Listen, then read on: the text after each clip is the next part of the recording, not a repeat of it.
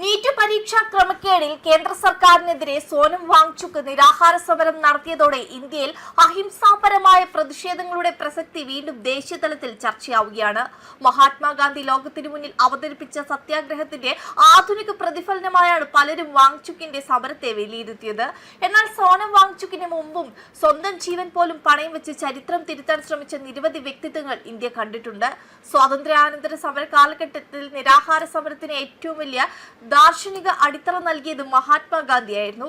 അദ്ദേഹത്തിന് ഉപവാസം ഒരു രാഷ്ട്രീയ സമ്മർദ്ദ മാർഗം മാത്രമായിരുന്നില്ല, മറിച്ച് ആത്മശുദ്ധീകരണത്തിന്റെയും ധാർമ്മിക പ്രതിരോധത്തിന്റെയും ഉപാധിയായിരുന്നു. ബ്രിട്ടീഷ് ഭരണത്തിനെതിരെയും സാമൂഹിക അസമത്വങ്ങൾക്കെതിരെയും സാമുദായിക കലാപങ്ങൾ അവസാനിപ്പിക്കാനുമായി ഗാന്ധി പലതവണ നിരാഹാര സമരമിരുന്നു. 1932 പൂന ഉടമ്പടിക്ക് വഴിവെച്ച ഉപവാസവും 1947-48 കാലത്ത് സാമുദായിക സൗഹാർദ്ദത്തിനായി നടത്തിയ നിരാഹാര സമരങ്ങളും ചരിത്രത്തിലെ നിർണായക നിമിഷങ്ങളായി കണക്കാക്കപ്പെടുന്നു. അധികാരത്തിന്റെ മനസാക്ഷിയെ ഉണർത്താൻ അഹിംസയെ എങ്ങനെ ഉപയോഗിക്കുമെന്ന് ലോകത്തിന് കാണിച്ചു തന്ന നേതാവായിരുന്നു ഗാന്ധി. സ്വാതന്ത്ര്യ സമര ചരിത്രത്തിൽ നിരാഹാര സമരത്തെ അമരമാക്കിയ മറ്റൊരു പേര് ഭഗത് സിംഗിന്റേതാണ്. 1929 ലാഹോർ ജയിലിൽ അദ്ദേഹം സഹപ്രവർത്തകരോടൊപ്പം ആരംഭിച്ച നിരാഹാര സമരം ഇന്ത്യൻ രാഷ്ട്രീയ തടവുകാർക്ക് യൂറോപ്യൻ തടവുകാർക്ക് ലഭിച്ചിരുന്ന തുല്യ അവകാശങ്ങൾ ആവശ്യപ്പെട്ടായിരുന്നു. ജയിലുകളിലെ മനുഷ്യത്വരഹിത സാഹചര്യങ്ങൾ ലോകശ്രദ്ധയിൽ കൊണ്ടുവരാൻ ഈ സമരത്തിന് സാധിച്ചു.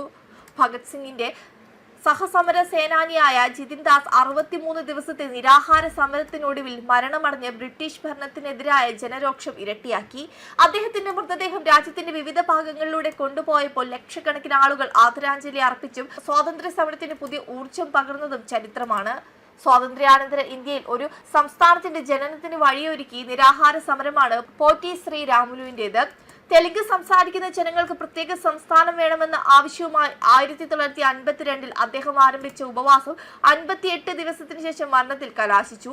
അദ്ദേഹത്തിന്റെ മരണത്തെ തുടർന്ന് ആന്ധ്രാപ്രദേശ് ഉൾപ്പെടെ നിരവധി പ്രദേശങ്ങളിൽ പൊട്ടിപ്പുറപ്പെട്ട വൻ ജനകീയ പ്രക്ഷോഭം കേന്ദ്ര സർക്കാരിനെ വഴങ്ങാൻ നിർബന്ധിതരാക്കി. ഒടുവിൽ ആന്ധ്ര സംസ്ഥാനം രൂപീകരിക്കപ്പെടുകയും പിന്നീട് ഭാഷാടിസ്ഥാനത്തിലുള്ള സംസ്ഥാന പുനഃസംഘടനയ്ക്ക് അത് വഴി തുറക്കുകയും ചെയ്തു. ഒരു വ്യക്തിയുടെ ജീവത്യാഗം ഇന്ത്യയുടെ ഭൂപടം തന്നെ മാറ്റിമറിച്ച അപൂർവ സംഭവങ്ങളിലൊന്നായിരുന്നു അത്. ജനാധിപത്യ ഇന്ത്യയിലെ ഏറ്റവും ദൈർഘ്യമേറിയ നിരാഹാര സമരത്തിന്റെ ചരിത്രം എഴുതിയത് മണിപ്പൂരിലെ ഇറോം ശർമിളയാണ്.